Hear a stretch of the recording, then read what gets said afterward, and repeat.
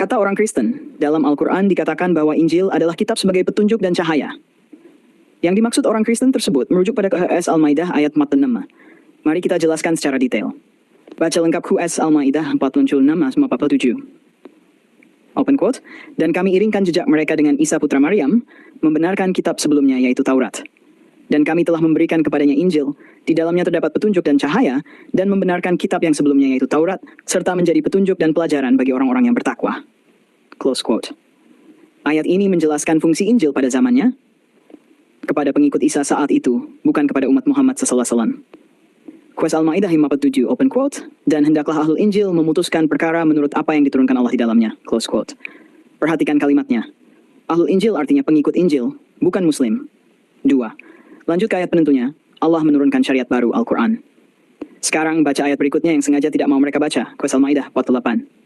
Open quote, dan kami telah menurunkan kepada Muhammad kitab dengan membawa kebenaran, membenarkan kitab-kitab sebelumnya, dan menjaga menguji kebenaran kitab-kitab itu.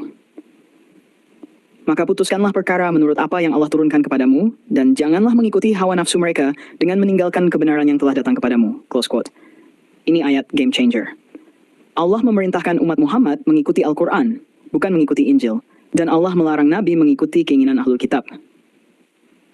Jadi apa maknanya? Orang Kristen suka ambil satu ayat, open quote, Injil petunjuk dan cahaya, close quote. Tapi mereka sembunyikan kenyataan bahwa ayat itu ditujukan untuk pengikut Isa saat itu, ahlul Injil. Bukan untuk umat Islam.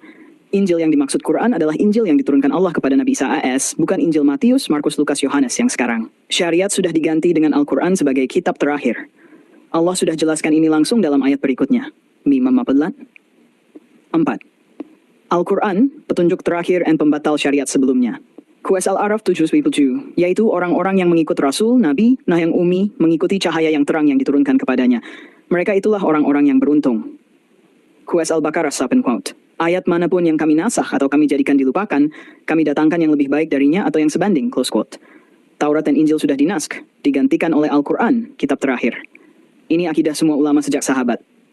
Jadi ketika orang Kristen bilang, open quote, Muslim harus ikut Injil karena Injil petunjuk dan cahaya. Faktanya, Injil dalam Quran wahyu asli kepada Isa, bukan Pak Injil gereja yang tidak dikenal penulisnya. Injil asli sudah hilang, bahkan sarjana Kristen mengakuinya.